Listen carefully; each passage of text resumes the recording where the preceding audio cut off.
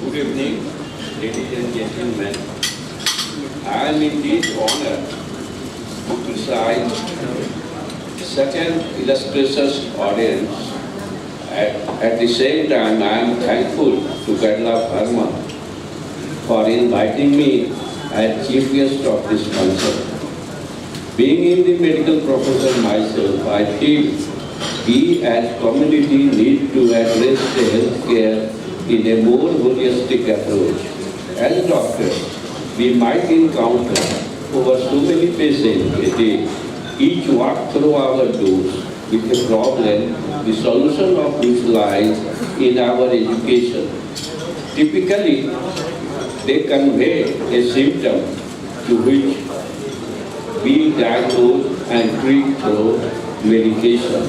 This moment of consultation is where I believe our service makes a difference. Healthcare as a term has two words, health, for which we are all intellectually equipped, but what lies more is care for well-being. Wellness emerges from diagnosing the physical, mental and emotional health of a person.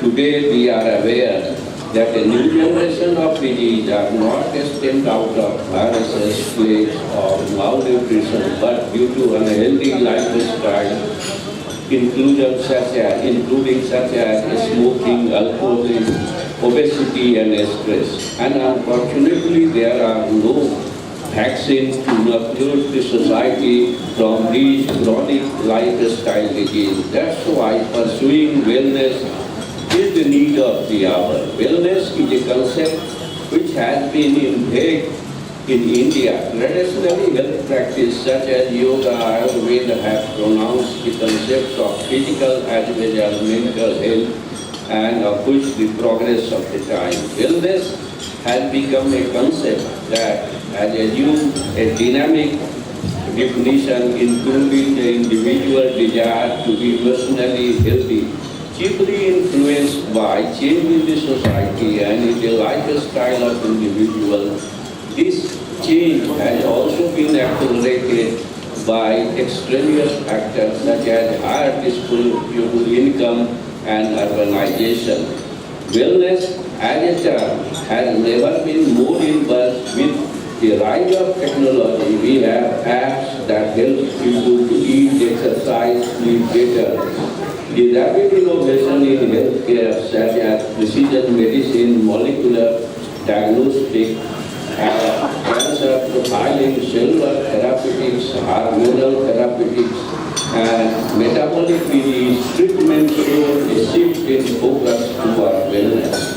Being a doctor, we are responsible to respond to this challenge through a sudden shift in our treatment. From the curative healthcare, we need to emphasize on new generation offerings such as preventive healthcare, personalized service, therapy, rejuvenation, nutrition, and fitness. Therefore, the next time when we wear our white coat, let us also don a new approach. Let us offer wellness as a value-added service to our treatment and let's learn more about the past and the present to ensure a healthier future. Like Gadla Pharma tagline, let the care continue. And again, I thank the Gadla Pharma and thank you all for this presence here. Thank you.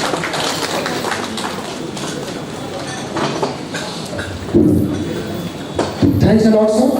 Thank you very much, and fantastic deliberations for your viewers.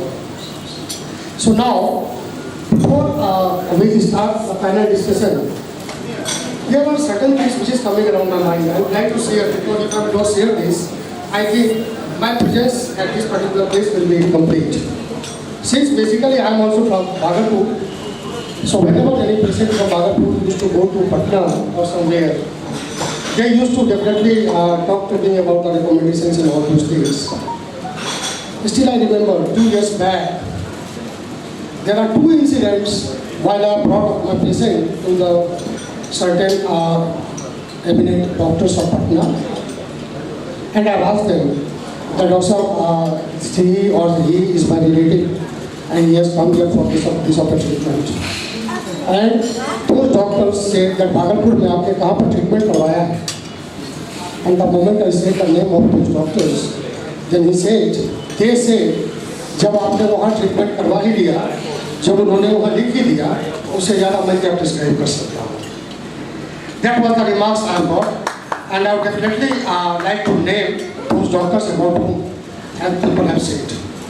Dr. Somen Chatterjee. While I was there at Dr. RNC's chamber, he said, Dr. Somen ने देख लिया तो मुझे देखने की कोई आवश्यकता नहीं. And another, I would like to say with a great pride, Dr. Ranju Kumais. Dr. Rajesh Sinha Nala Road. The moment he has seen the prescription, he said, अब Dr. Ranju ने देख लिया तो मुझे देखने की आवश्यकता नहीं. I don't want to change the prescription. So this is the thing. Now, so without taking much of the time, because I know your time is priceless, so have the session. But before we start the session, our moderator, before I invite him to come on the dais to take up the session, I would like to say that the name Dr. D.P. Singh, not only in Bhagalpur, rather we can say that in entire medical fraternity from Bihar as well as in the national level also. The name itself is with its own medical experiences as well as the recognition in the market. Dr. D.P. Singh has done his qualification for Fellow of Indian Medical College of Research FICP, his FICP USA also, and FIAMS. At present, Dr. D.P. Singh is Professor and Head of the Department of Respiratory Medicine, Jawaharlal Nehru Medical College, Bhagalpur, and there are a lot of publications what Dr. D.P. Singh has gone through. He has done 20 publications, out of that 2 is international, 8 is national, and 10 is the book of chapters. Apart from that, lot of honors like National IAMICON Distinguished Service Award, Community Service Award, Rashtra Gaurav Samman by the National Friends Society. And apart from that, he has delivered more than 200 lectures in state and national seminars. So this is a small introduction of Dr. D.P. Singh. So now I request sir that please come on the dais and to put forward the session. Now session is yours sir. Please sir, thank you.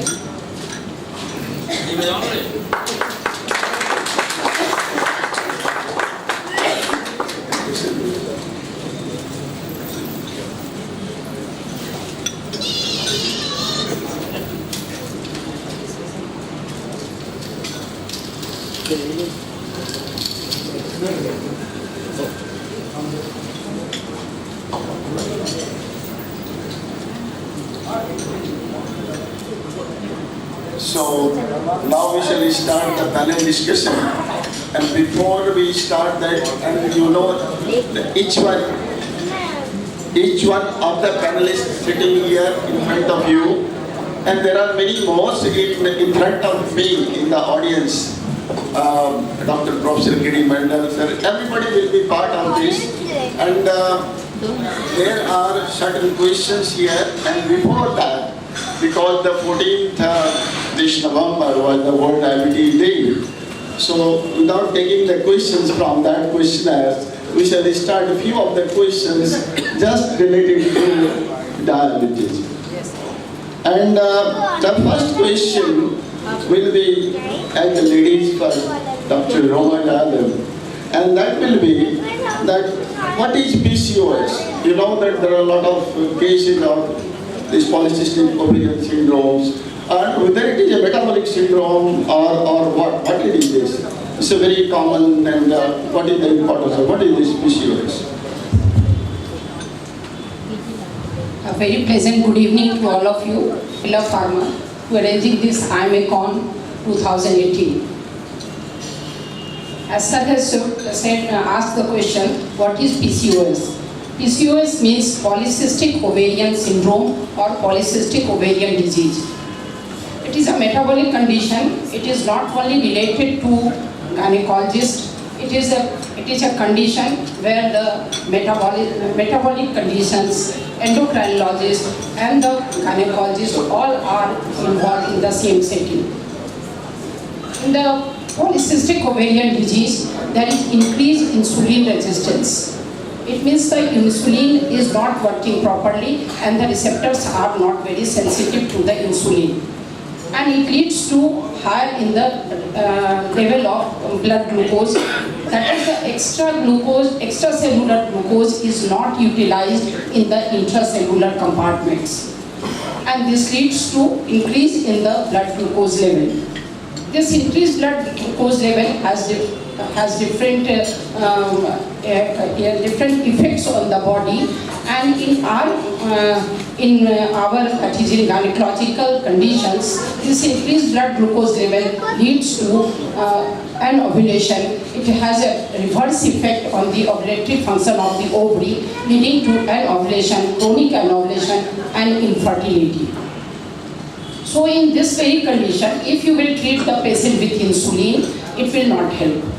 There is insulinemia, and any drug which desensitizes this hyperinsulin level can be effective.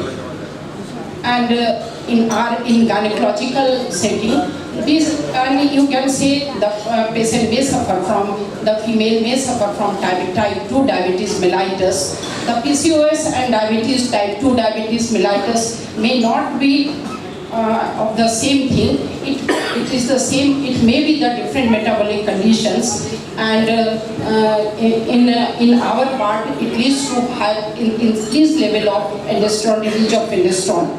And this increased level of aldosterone, hyperaldosteronism, leads to various disorders in female, leading to hirsutism, acne, and irregular menstrual cycles.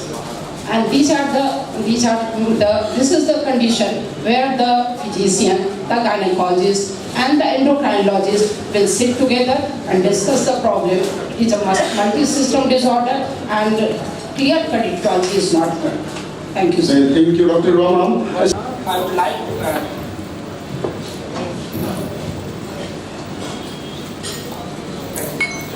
I would like to add here that apart from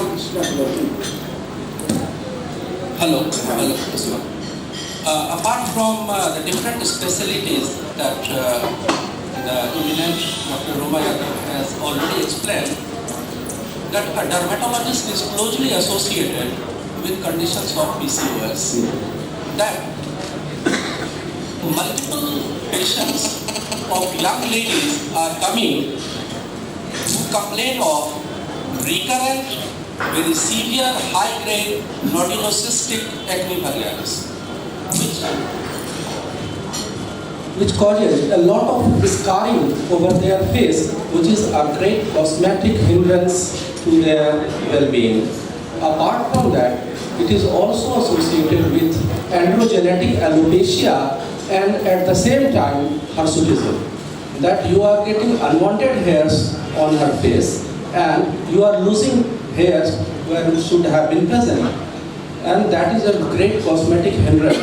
So apart from the hormonal treatment or the gynecologist or the diabetologist or otherwise, a dermatologist is closely associated to deal with such young girls with laser therapies like diode laser or CO2 laser or hair reduction lasers, apart from the treatment of acne vulgaris and otherwise. Thanks. Excuse me, sir. This is the condition where there is increased level of androgens in the body, and this leads to this acne vulgaris, hirsutism, and facial and hair, growth of hairs on the faces.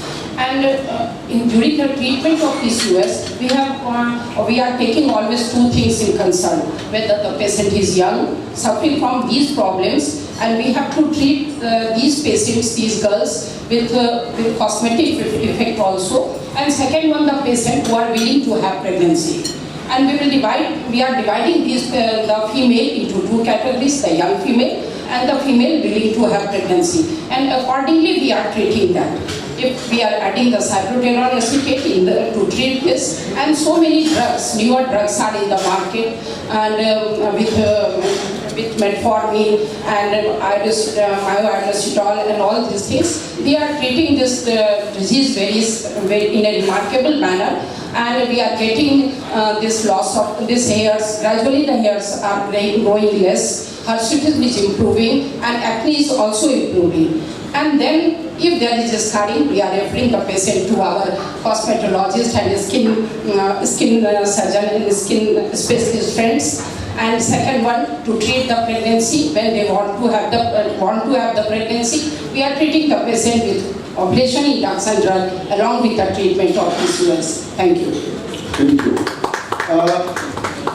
Dr. Anju, please.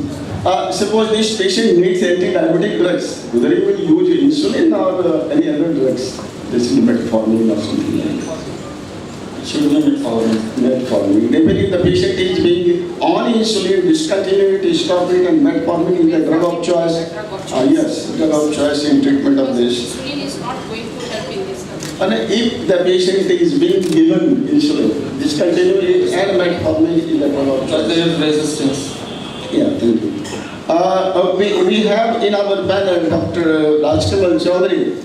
And what is the magnitude of diabetes just now in India? India is said to be the capital of diabetes. And what is the problem in India? And why it is common in Indians? Good evening. The magnitude of diabetes in the world, I say that it is greatly increasing, and especially the younger generation, it is increasing in India, which is many folds. And I think the numbers I don't know exactly, but I can say the incidence is very high in the younger patients to that of the old.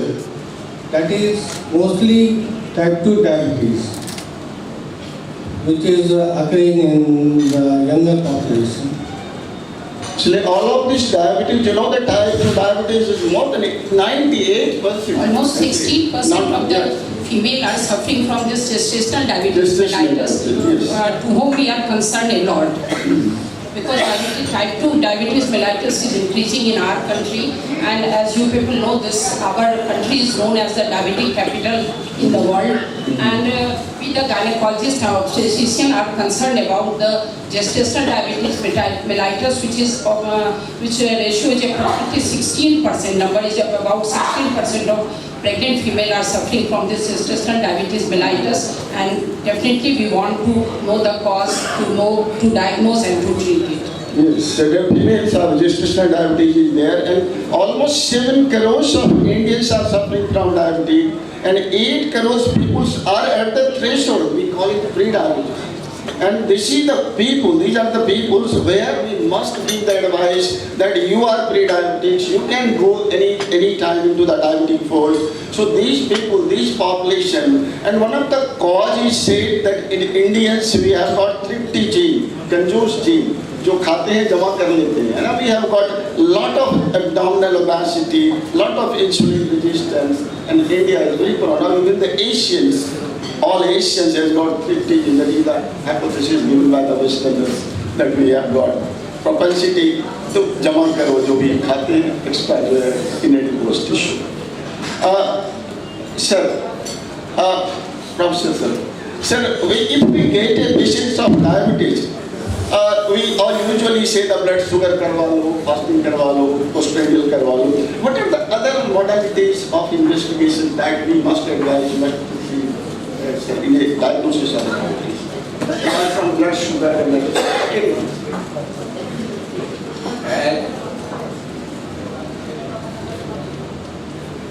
diabetes is a chronic condition. We all know, we have a discussion.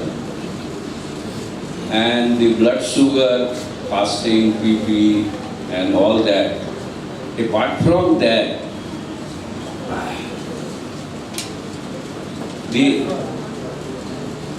you want the blood sugar may be normal today, but we want to know the average blood sugar. So glycosylated hemoglobin is one of the important investigation which should be done, and routinely rather, I should say routinely, but it should be done frequently. Apart from that, you have to see the complication. Urine should be examined routinely, and for if the diabetes, microalbuminuria and urine, and then the renal profile, the lipid profile. These are the investigation which are required to be done, so that if there is a complication, it should be prevented either, or it should be treated in the earliest. Thank you, sir. So, sugar, fasting and BP, that should be maintained, but glycosylated hemoglobin every 3 months, because that is the average measure of 3 months. So, at least 3 months intervals, we must measure this glycosylated hemoglobin. And while in diagnosis or in the control, we know that what is the average this HbA1c.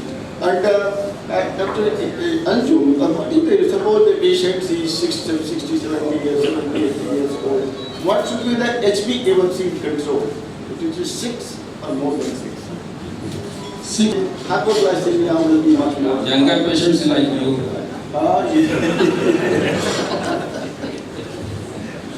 On average, Yes. But younger patients here that we can go to the tight control, but this more than age, 80 years old, more than 70 will be as good as, because hypoglycemia will be much more problem in the patients. We have got a very well-known person, Dr. Shamail. There are many ortho problems presenting in the diabetic patients. What are the presenters, sir? We must say, frozen shoulder ho gaya, 50% patient will have that. Other ortho problems. Sir, thank you for the question, and good evening to the audience and my panelists and Professor Pandey sir and organizers. As such, but my perception and my legal practice I have seen, the frozen shoulder is not directly proportional to diabetes. Yes, it has got more propensity in the diabetic population, but without diabetes also we have got frozen shoulder. We do get, and the only thing the problem is diabetic persons is the treatment part is more resistant. They are more resistant to recover from that in frozen shoulder.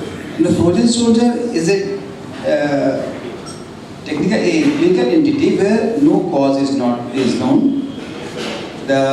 If you all remember the capsule and ligaments and tendons around the joint which are attached to humerus and scapula, if you all remember, it's a different also.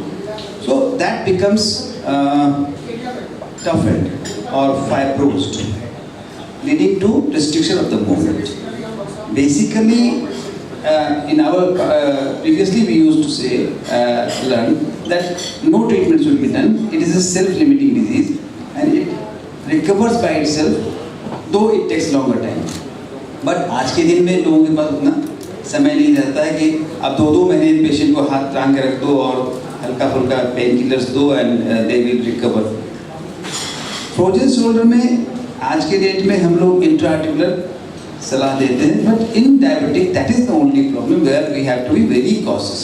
Until unless sugar is controlled, absolutely controlled, then only we can go for intraarticular laser therapy, which is not available everywhere. If you go for laser therapy, it is more beneficial. Physiotherapy is important. And as such, जो sir's question was there कि sugar diabetes के साथ उसका क्या relation है?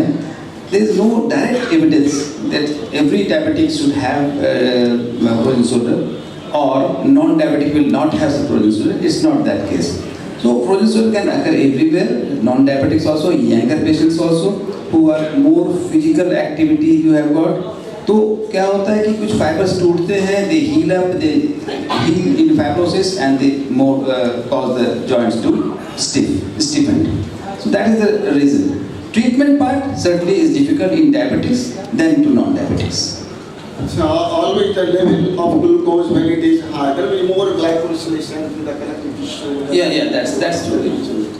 And any, not only the frozen shoulders, anyway, Carpal syndrome and osteoarthritis also in patients because they become more obese. So patients have body dard hota hai. no, that is a protocol. Every frozen shoulder or osteoarthritic patient must be screened for diabetes. And I also say that nowadays for thyroid also.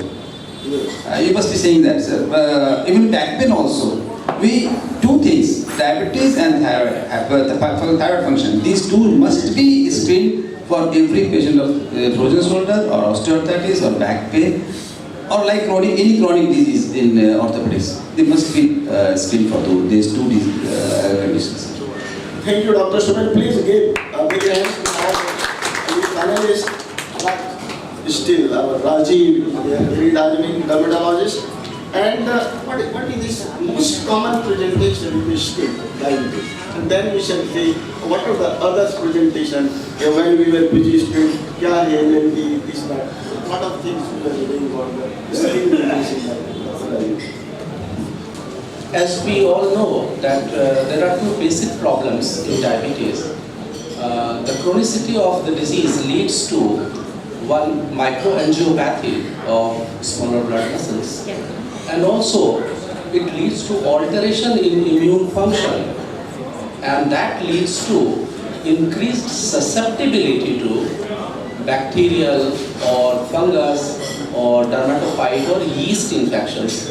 And you can already see that how candidal melanocystitis is such common in diabetic population that once you see a candidal melanocystitis in the middle age or onwards, you probably see 90% of the patients fall into diabetic category. The basic problems that a skin suffer with a person having diabetes is number one, necrobiosis lipoidica diabeticorum, NLD, or nowadays more commonly defined as necrobiosis lipoidica only. In this, there are some collagen degeneration and some fat deposition which leads to certain papular eruptions over shin that further progresses to erythematous border and finally turns into epidermal atrophy with central scarring and yellowish plaque, and over that you can see some telangiectatic blood vessels. It is so common in diabetes that once a patient is having diabetes for some period of time, you see necrobiosis lipoidica. Because you see NL, necrobiosis lipoidica, in other cases than diabetes, so NLD is now not preferred, only necrobiosis lipoidica is talked of. The second most common problem in diabetes is diabetic bullous disease. That a lot of persons are having a big, large, tense bulla over the dorsum of 1 foot, and the separation of the skin in this bulla, whenever there is a bulla, there is separation of some skin between the layers, either it may be intraepidermal or it may be subepidermal. In diabetic bulla, the separation is subepidermal, therefore the roof of the bulla is by whole epidermis and the floor is formed by dermis and subcutaneous tissues. Another problem that a diabetic patient can have over skin is different type of neuropathic ulcers. Once you have a diabetes, then your pressure areas like foot or those areas which are having poor circulation or poor sensitivity and they are under pressure, they are liable to form ulcers, and these are known as neuropathic ulcers. It has to be differentiated with venous ulcer or arterial ulcer. Arterial ulcers are generally painful and they are present over acral areas, while diabetic ulcers or the neuropathic ulcers, as we are saying, they are painless and they are present over pressure areas.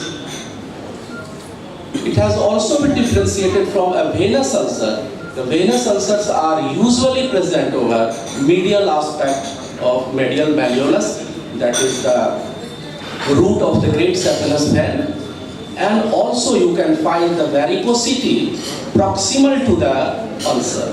So varicosity proximal to the ulcer and the medial aspect of the medial malleolus is site for venous ulcer. Painful and acrally located ulcers are generally arterial ulcers, while neuropathic ulcers that we see in diabetes are painless over pressure sites and over poor circulation sites. So these are the common findings apart from different infections, that is bacterial infection, carbuncles or pyelonephrostitis. Thank you, Dr. Rajiv. And if you would have a picture of NLD necroviruses, that would be kind of people would have been very good. At the same time, the candidal vulvovaginitis is very common. So that is very common condition. Yes. And usually whenever there is panellist food ulcers, diabetic food is so common, you usually refer as a bakery ulcers. You usually refer the patients also to the dermatologist apart from the surgeons and physicians' role. Although in the panel is not there, but we shall finish this round with some of the comments from Dr. K.D. Mandal sir of how to manage this diabetes. You know, there's diabetes such a problem. We look at the role of yoga and others. Some few points that diabetes problem, how we can solve, and how the diabetic patient can enjoy life in future. How many types of clinical treatment of diabetes mellitus?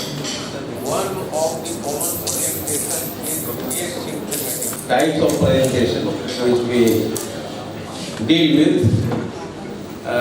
If we see it in emergency, it is acute myocardial infarction. It is in the form of stroke. It is in the form of diabetic ketoacidosis, and so many. But if a patient does not complain of anything, it doesn't mean that he is not diabetic. Asymptomatic presentation is also very common. I am glad to hear the beautiful discussion presentation of the panelists. So far as management is concerned, apart from the pharmacotherapy, management of stress and strain is very, very important, or at least as important as pharmacotherapy. Walking and having mental peace either by yoga or meditation or some relaxation techniques. And for investigation, as Dr. Pandey sir already indicated, only management of hyperglycemia is not the goal, is not the aim. We have to take care of the target organs, retina, kidney, heart, hyperglycemia. All these aspects are to be taken into consideration. Thank you. So with the life only about the stress management, lifestyle modification, eating well and exercise very regularly, and don't strain your body weight. This is very important apart from smoking and others. The general management of diabetes. We are coming with the toothache. दांत में दर्द हो गया.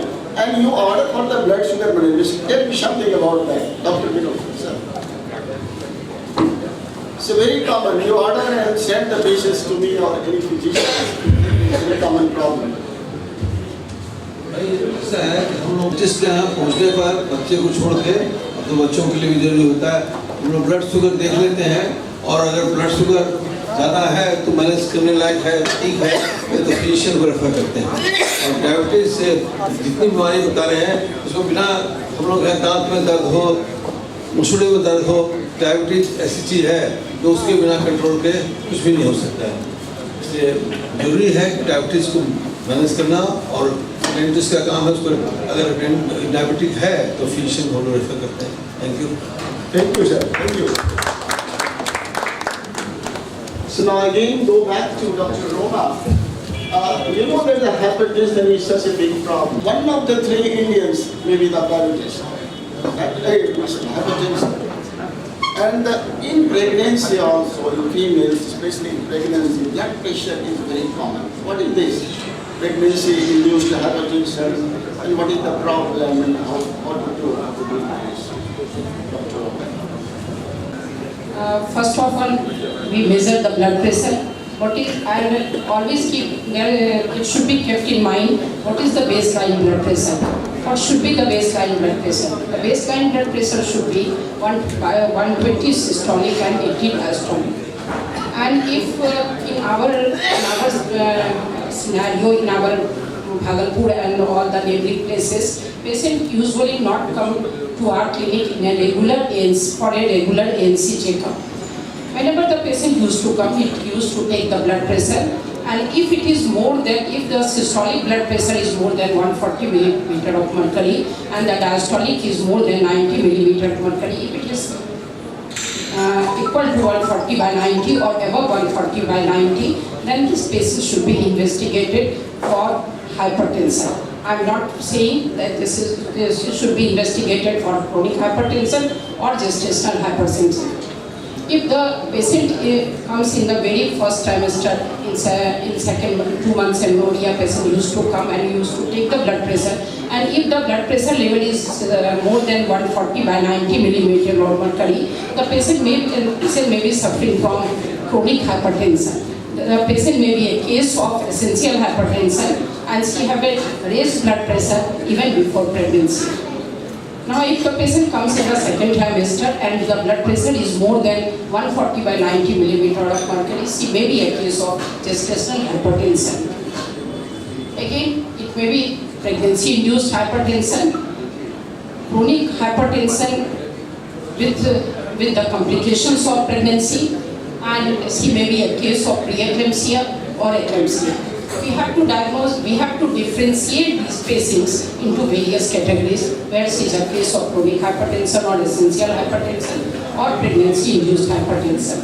If the patient used to come in 28th week of gestation and the blood pressure is more than 140 by 90 millimeter of mercury, this may be a case of pregnancy-induced hypertension.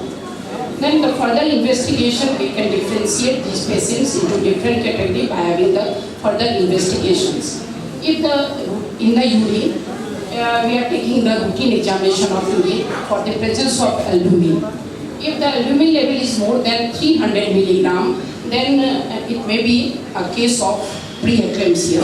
Then at 24 hours urine sample may be, albumin for 24 hours urine sample will be estimated, and if it is more than 2 gram, then it is definitely a case of preeclampsia. Simultaneously, if there is presence of edema, albuminuria, and hypertension more than 140 to 90 millimeter of mercury, it is a case of preeclampsia.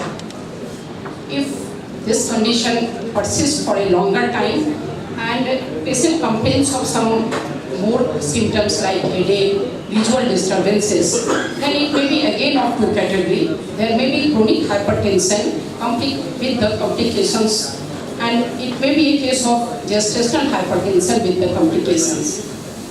In this very condition, if the patient remains unattended, there may occur seizures or convulsion, and the patient may be converted into, and this condition is termed as eclampsia. High blood pressure more than 160 to 110, generally once more than 160 millimeter of diastolic and more than 100 or 110 millimeter of systolic more than 160 and diastolic more than 110, along with proteinuria, edema and convulsions is termed as eclampsia, and it is a very serious condition and we are taking care of this. Thank you, Dr. Roma, to introduce this problem of hypertension, so common with pregnancy, and we have with us Dr. Archana here. What are the drugs we are using, alpha-methyl dopa is so common, but there are other drugs also. It's a safe and long term we are using alpha-methyl dopa. What are the drugs we are eclampsia or we say, especially in this pregnancy winter?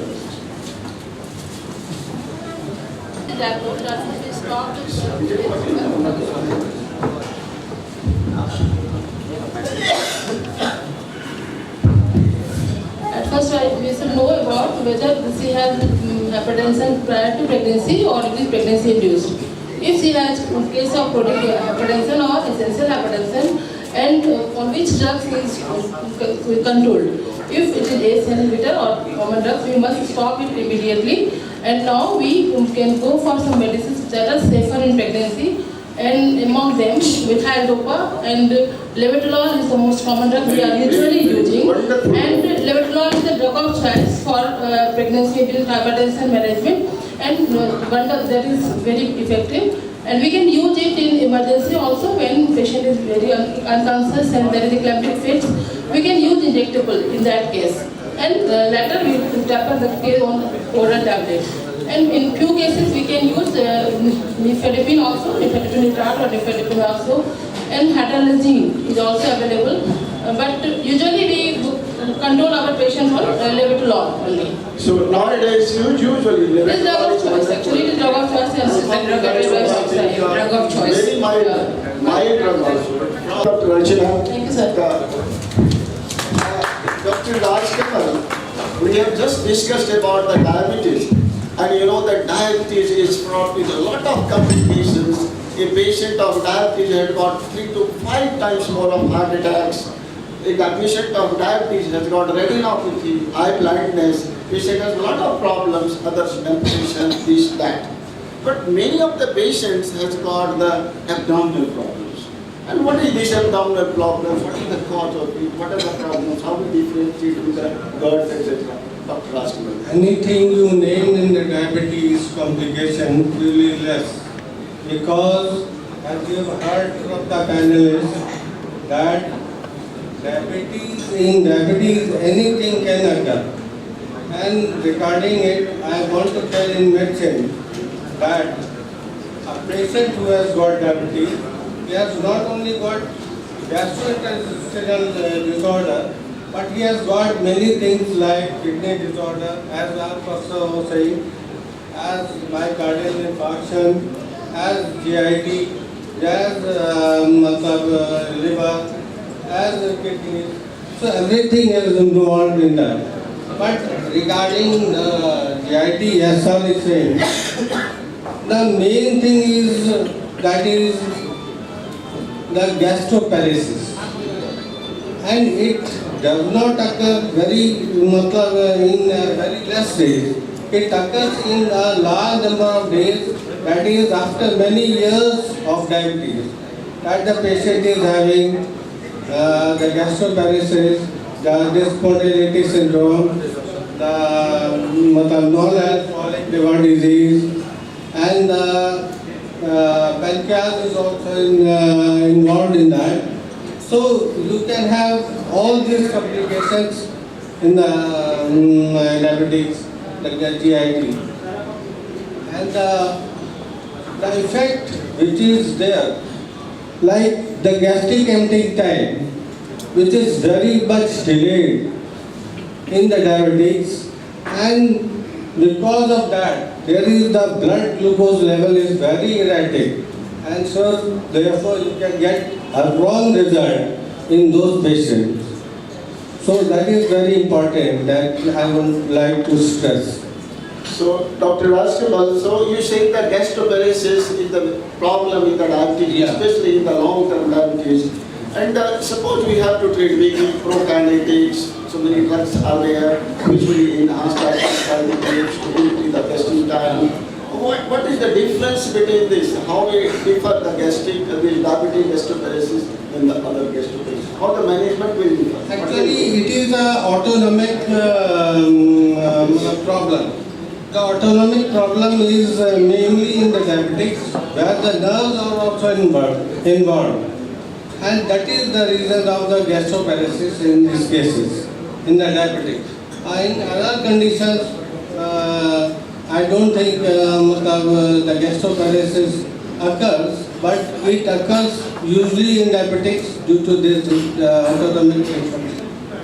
So the cause is this autonomic disturbance because of the high level of blood sugar for pretty long time, and so the treatment will differ in that way that we have to control blood sugar meticulously. So meticulous control of blood sugar will lower the blood sugar, and that's what will impact on the autonomic nerves. And apart from giving the prokinetics, you have to blood sugar control is very, very important issue. Thank you, Dr. Rajkumar. And now we have got the very famous Dr. Anju Parvez. Someone is talking about India fame or something like that. International. Yes. International. You know, in the dialectics or in the day-to-day practice, we have got this, that the professor told about the lipid profiles management. So lipid profile must be done. And we are using nowadays atorvastatin, rosuvastatin, is very commonly. There are also the controversies whether we use statins or not. But this rosuvastatin, whether this can cause the diabetes itself, is there any something like that? Or we are using so commonly this rosuvastatin? Not only rosuvastatin, all statins are culprit of producing diabetes. This we thought a few years back. Now it is not like that. Nowadays, some workers say that rosuvastatin increases sensitivity of insulin. I mean sensitivity of insulin receptors. Some say it increases resistance. So everything is elusive. The work is going on. Let us see if in a period of 2 or 3 years we will get exact result.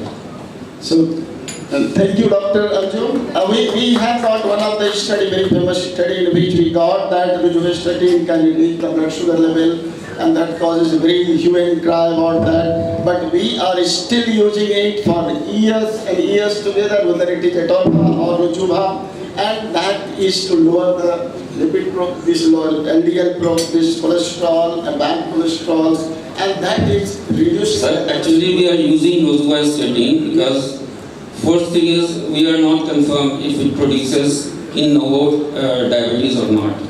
Yes. And second one is advantages and disadvantages. We get advantages more than we suspect disadvantage.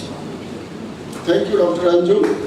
Actually, this regarding the diabetes with the statins, I think it has not been proved still that this drug causes the diabetes. So I think that they can use the statins. The statins definitely cause weakness of the muscles, but that is not due to that. It is the factor is not that. Okay. So we are still using time-honored product and we are using it. So though there was some controversy, but still we are using it.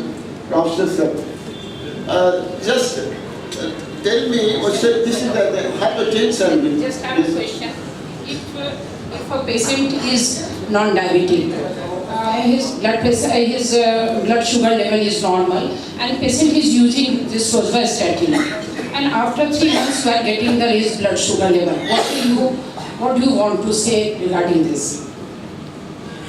I have seen a patient, blood sugar level is normal, and they are taking rosuvastatin since 3 months or 6 months, and after that that patient become diabetic.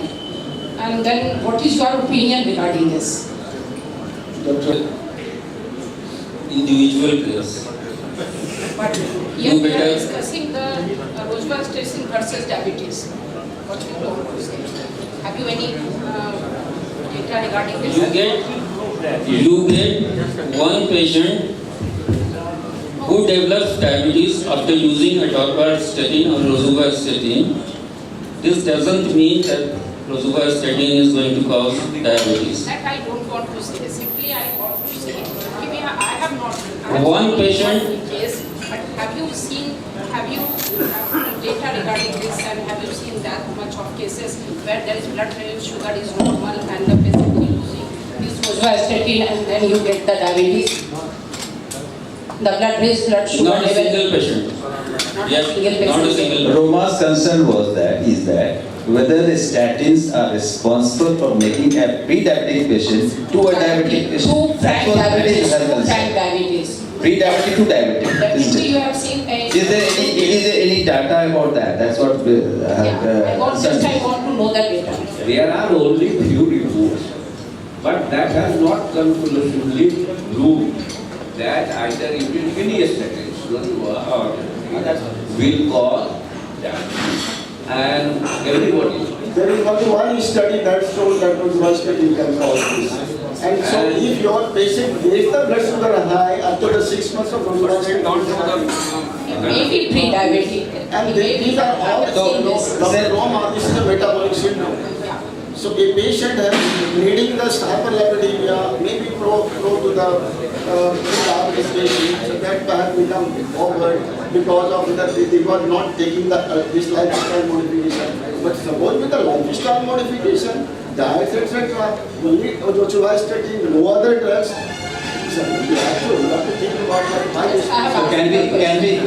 So can we do it in the other way, that we'll stop the rosuvastatin for say for 1 to 6 weeks, 6 weeks to 8 weeks, and then recheck the blood sugar, and if it becomes non-diabetic, then only we can say that it's rosuvastatin. Definitely it will add to the research. I think it's not that easy. इतना जल्दी तो नहीं करेगा sir.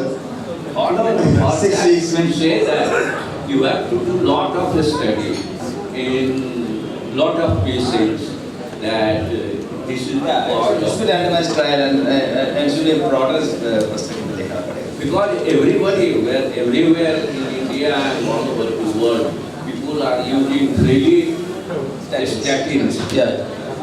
And most of us, many of the doctors are also taking statins. So up till now, most of us. Statin very commonly used. Very commonly. Even in this group, if you take the survey, many of us will be known to have these things. Yes. So controversy is there, but not so much that we should not take this. We should Stop this drug. It is not that position. Dr. Shamim, what are the complications of the intra-articular corticosteroids in orthopedics, as well as this other specialties? Sir, that's a very pertinent question, and I think it carries a lot of discrepancy in different people, even in orthopedicians also. I am not very fond of giving intra-articular injections. My experiences, it's not a very good idea to give intra-articular injection for any patient coming with a knee pain or shoulder pain or whatever. There are other modalities by which you can treat the patient, and they can be treated in better way.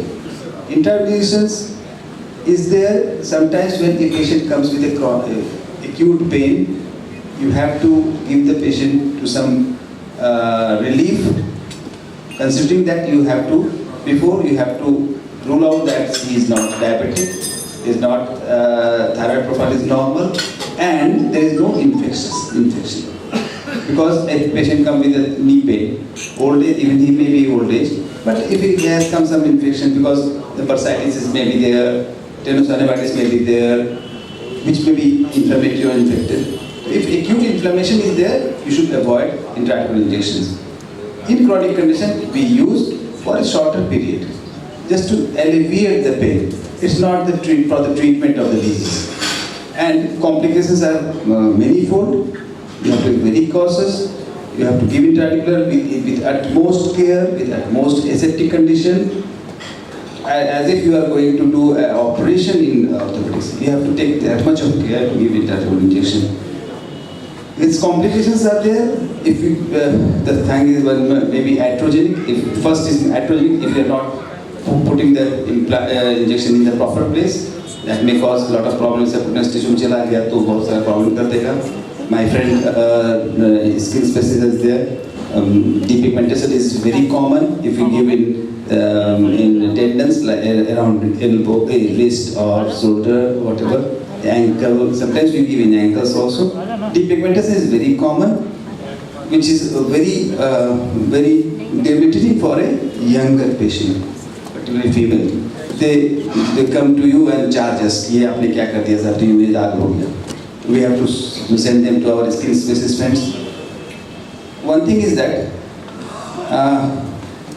previously in tendinosynovitis of the tendo-Achilles tendon, heel pain is very common in females and males also. If you are obese, वहाँ पे लोग देते थे पहले.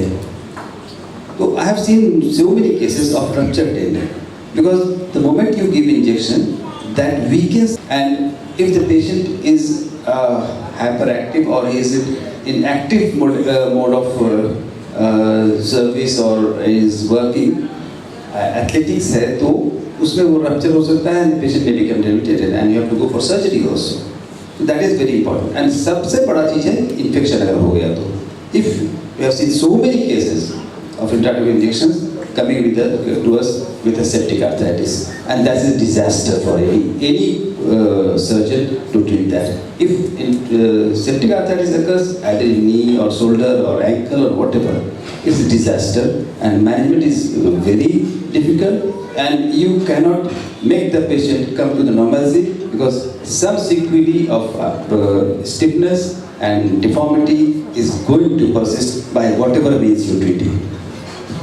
Thank you, Dr. Swami. We have got so many orthopedic problems. We have got pain here and there, arthritis here, and we use the initiative. Physical therapy is better, sir, in that condition. Intra-articular is बहुत जरूरी हो तभी उसके लिए use कीजिए, otherwise. Not about the intra. This is the next question. Yes. We are using NSAID, and this NSAID are associated with a lot of side effects, neuropathic ulcers, we have got analgesic nephropathy and so on and so forth. But how long we should use it? And is there any other modalities, are there any other drugs which we can use instead of this NSAID? First, how long we should use this? Sir, longer period, because everybody knows that first is GI problem. For that, newer COX-2 inhibitors have come. In my personal experience, I have given for 2 months or 3 months with little side effect. Otherwise, next non-COX-2 or non-NSAID painkillers have come, flupertine like that. But they are very milder. They don't work in acute condition. Acute condition, certainly you have to give stronger medicine. Sometimes if the patient is, the patient is diabetic or he has got nephropathy, he has got some hepatic problem, initially when he comes to you and he says that he has got these problems, then certainly you will go for NSAIDs. You will go for tramadol or non-opioid analgesics. We give them for few conditions. And nowadays, newer drugs have come and it is approved by American College of Rheumatologists. Absolutely not. Absolutely not. Now we come to Rajiv Ranjanji. What are the common skin problems in pregnancy?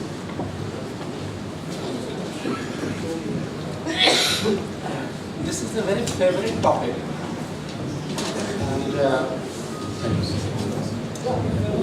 And I would like that I would have exclusive and repeated discussions on different obs and gynae forums with eminent doctors. Sir, pregnancy is associated with many conditions and changes in skin, hairs and nails. And the changes, maybe for sake of study, can be classified into physiological changes and pathological changes. The different physiological changes that we see in pregnancy are so common that we take it as a normal happening, like hyperpigmentation, like different connective tissue changes, For example, striatus gravidarum, or some may change, worsen or flare up like SLE, systemic lupus erythematosus, or different type of sclerodermas, or maybe pyoderma granulosum, or even condylomata acuminata. These may worsen or flare up during pregnancy, acne, etc. But the main changes that we are discussing today are the pathological changes that a pregnant lady may undergo during the course of pregnancy. And there are 4 of them which are clinically very important. The number one is, or the most common one is PUPPP. It stands for pruritic urticarial papules and plaques of pregnancy. PUPPP. As the name suggests, it is associated with multiple papular and plaques. Papules are single elevated circumscribed lesions. These are papules. And when multiple papules coalesce together, they form a plaque. And these are urticarial, very itchy. And they are present over different body parts, abdominal parts, and generally in the striae and fold areas of the body. So when you see a multiple papular lesions, urticarial, pruritic, papules and plaques over different body parts, generally exacerbation or multiple lesions in the flexors, folds with peri-umbilical sparing. These are the cases of PUPPP. Normally in the 3rd trimester, towards the end of the pregnancy, very pruritic. The other condition is pruritus gravidarum. Pruritus gravidarum is also associated with a lot of pruritus, as the name suggests. But the difference with PUPPP is that there are no morphological lesions. And you see, when you examine the patient, you find that morphologically there is nothing to see, but the patient complains of intense itching. So itching is very disproportionate to what we are seeing in the patient. The third one is recurrent cholestasis of pregnancy. And this cholestasis is associated with, this pruritic cholestasis is associated with hyperbilirubinemia. This hyperbilirubinemia may occur later after this pruritus episode. And it is also associated with bile acid deposition in the skin, which is the cause of intense itching. And finally, the 4th one is pemphigoid gestationis. It was also known as herpes gestationis in past, but since there is no associated with herpes infection, it was corrected to call pemphigoid gestationis. Whenever we say pemphigus or pemphigoid, it means the lesion is a vesicle or a bulla. Vesicle is a smaller lesion, circumscribed, elevated, fluid-filled lesion. Less than 5 millimeter in diameter, it is a vesicle. If it is more than that, it is a bulla. So whenever there are vesicles or bulla associated with itching, it is called pemphigoid gestationis. And the level of separation again is in the subepidermal tissues. The difference with PUPPP is that in PUPPP you find only papules and plaques, no vesicles or bulla. Here there are vesicles or bulla. In pruritus gravidarum, morphologically there is nothing. In recurrent cholestasis of pregnancy, you have associated hyperbilirubinemia and bile acid deposition. So these are the 4 important large changes in diabetic population. Thank you. Just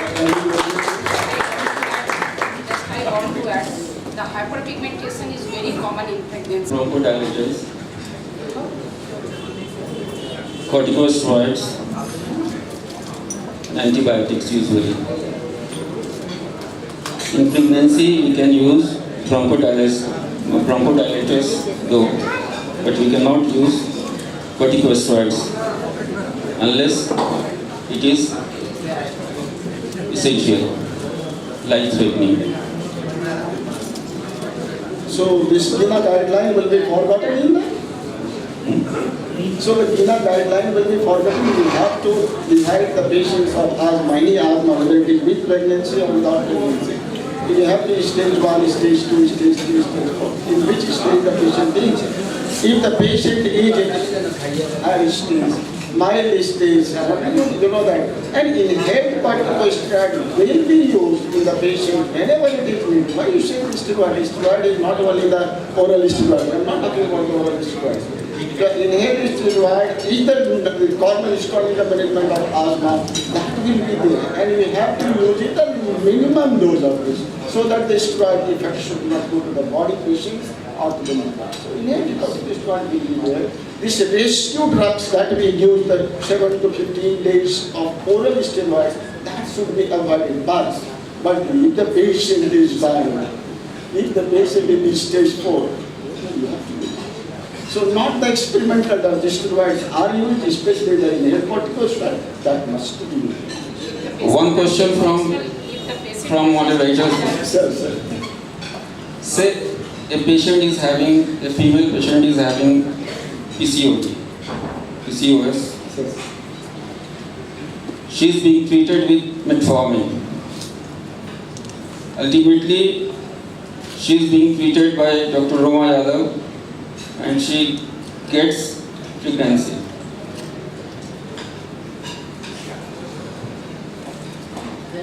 And she is having. Patients can get the period. Question is not complete, sir.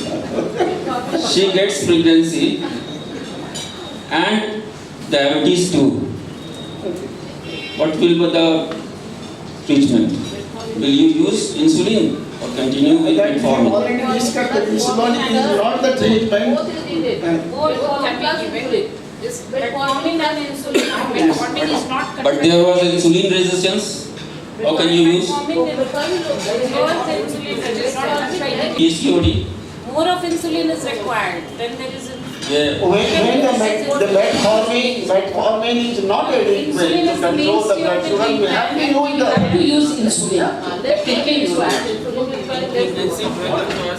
is no other drugs which you can use except insulin. Yes, but metformin is not contraindicated. Usually in diabetes in the second and the third trimester, the patient, because when the level of the because it's a mild drug.